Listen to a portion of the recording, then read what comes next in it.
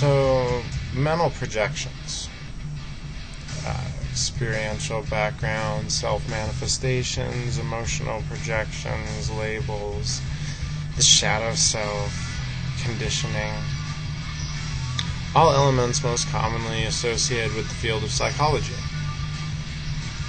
Metaphysics, metapsychology, similar languages. How else is one to define the effects that all of this has on the mind? The Druids of the Third Circle were very interested in the mind and how it operated. Basically, when you perceive a sensation or you become a receiver for external stimuli, the information is first sent to the working analytical mind to be rationalized and sorted out. This impulse is then sent to the reactive mind in order to determine which response or behavior should be triggered. This response is nearly always based on perceptions, which are like a database of previously stored knowledge of previous experiences concerning such a stimulus. And we call this dead memory or past experience.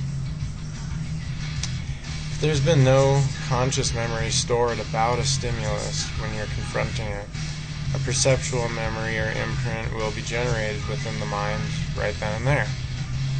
This is believed by some to be guided by one's intuition because it's not tainted.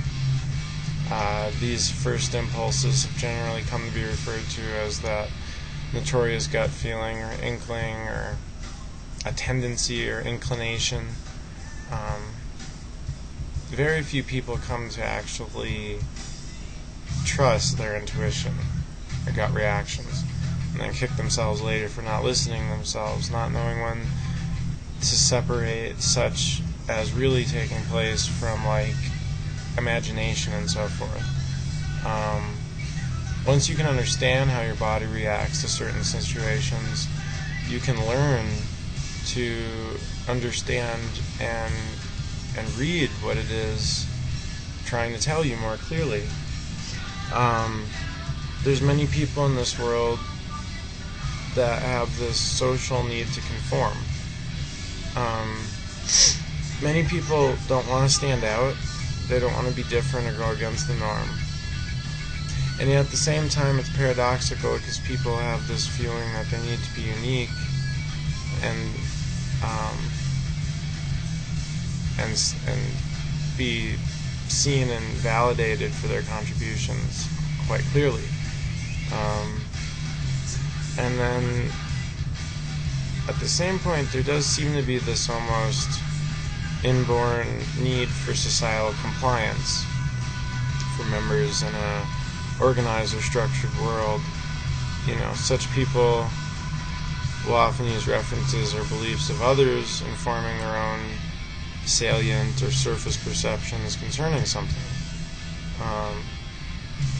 The Druids kind of were, as being teachers and mentors and guiding the Celtic population, civilization, culture for nearly a millennium. They learned how people worked quite well, saw the tendency of conditioning, people learning through seeing how others are doing it.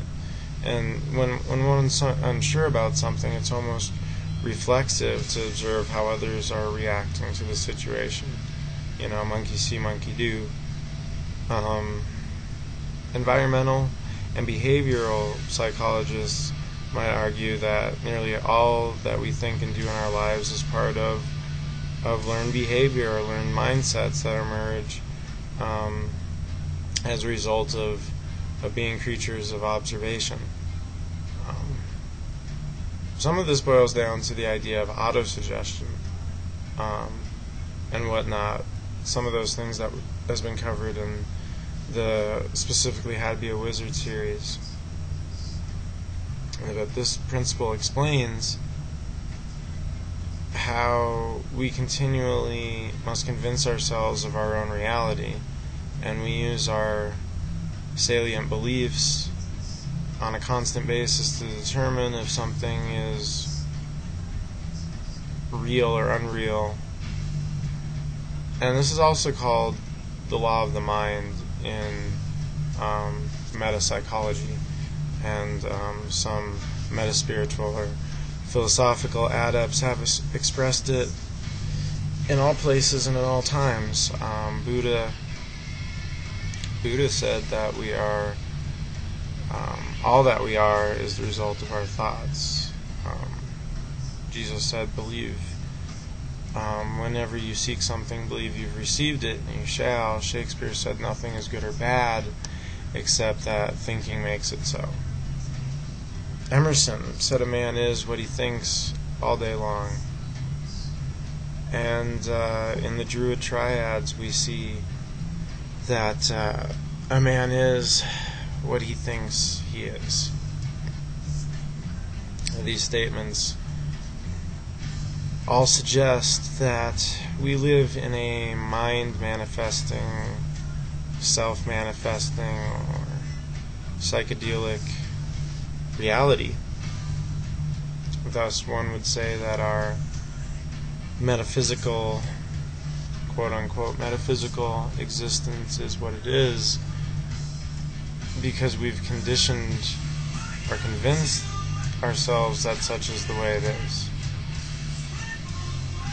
And through such principles that we see coming into play these days, one might recondition the mind to be more aware of what is beyond merely what is conceived as the physical, being that there is only one physical.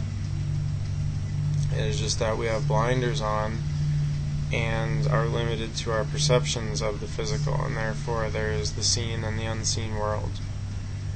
And the role of the druid or the wizard or the shaman or the mage or the spiritual alchemist or what have you is to learn to communicate between these two realms of existence, to participate in this energetic flow that is existence, and to learn how to use it mainly to one's advantage. So